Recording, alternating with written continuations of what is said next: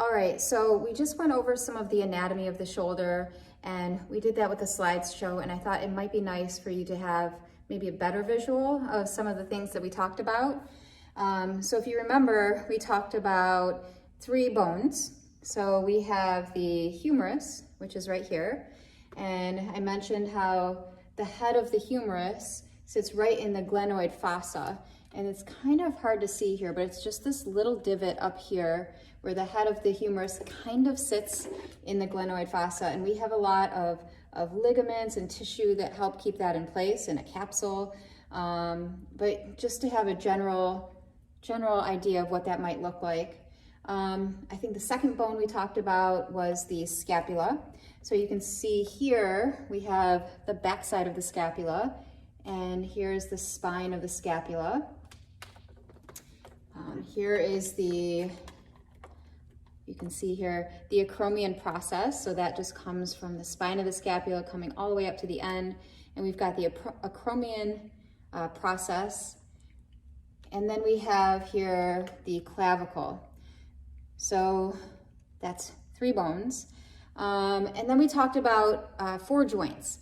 So we have the glenohumeral joint, which is, you remember, this is where the head of the humerus sits in the glenoid fossa, so the glenohumeral joint. And then we have the acromioclavicular joint, which is right here. And that's where the acromion process meets the clavicle. We have the scapulothoracic joint. So you can see here the thoracic spine, some of the ribs here where the scapula meets that part of the body, and it's really kind of hard to see on this guy, but maybe from this, no, you guys can't see it. All right, so just know that that's the case. And then we have the sternoclavicular joint. So that is where the sternum here, now we can see a visual of that, meets the clavicle bone.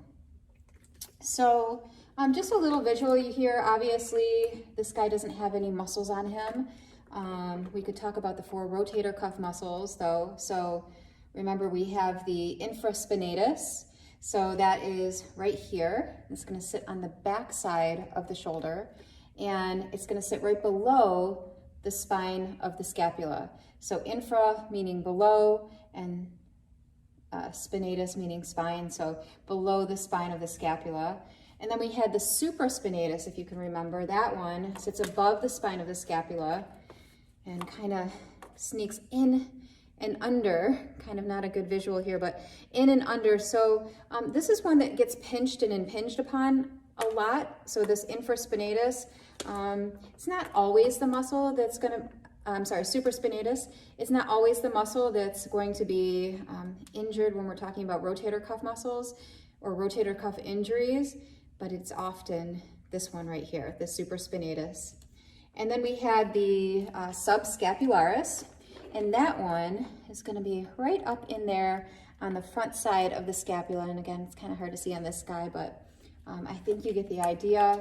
And then we had the teres minor, which is back here, just below the infraspinatus. So I hope that was helpful. I know it's not a perfect model here with all the muscles and stuff, but I think the more visual that we can see, the more we'll start to understand as we start to move into the movement part of this workshop. So I'll see you in the next video.